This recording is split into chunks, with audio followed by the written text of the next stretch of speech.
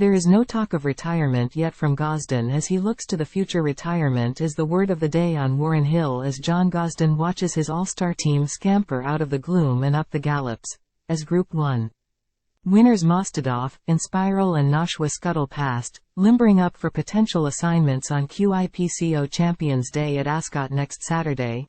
Gosden talks forensically about the reasons why his old ally, Frankie Dettori, will not be hanging up his saddle after all.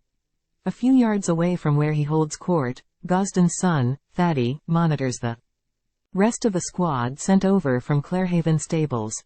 His name is jointly on the training license, a key cog in the yard's success, and he is sweet on Orn's chances in the Emirates Autumn Stakes, the opening race at Newmarket today.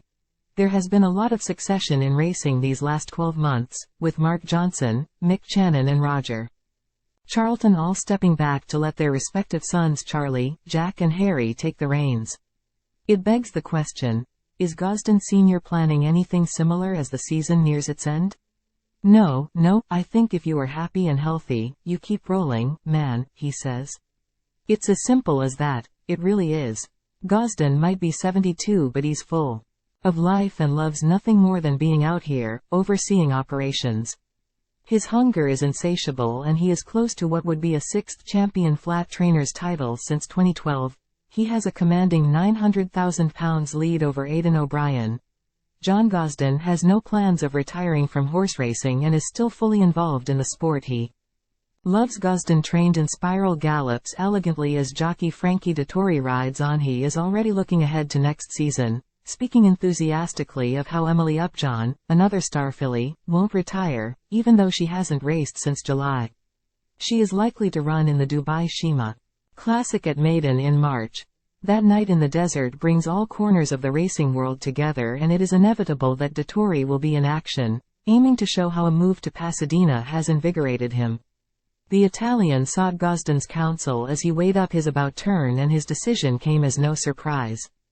Time equals 400 ms greater than. Frankie really enjoyed being in California last winter, and once his visa came through 10 days ago, everything fell into place, said Gosden, who once had a successful spell training in California.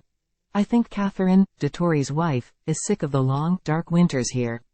It was logical. From there, he can go and ride in all the Middle Eastern winter racing, Bahrain, Qatar, Saudi Arabia and Dubai.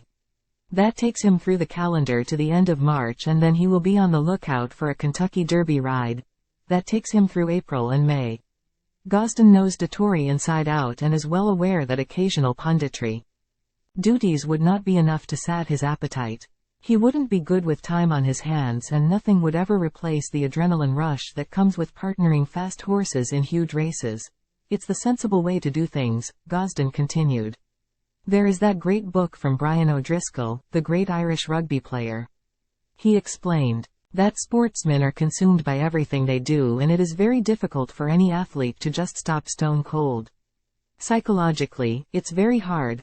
Gosden trained star horse Mostahdaf, who won the Juddmonte International Stakes just like his good friend Dettori. Gosden admits he can't give up on the sport just yet. Gosden might be 72 but he's full of life and loves nothing more than being in the sport. Frankie is hyperactive, and I don't think Catherine wants him at home, rearranging the kitchen every morning.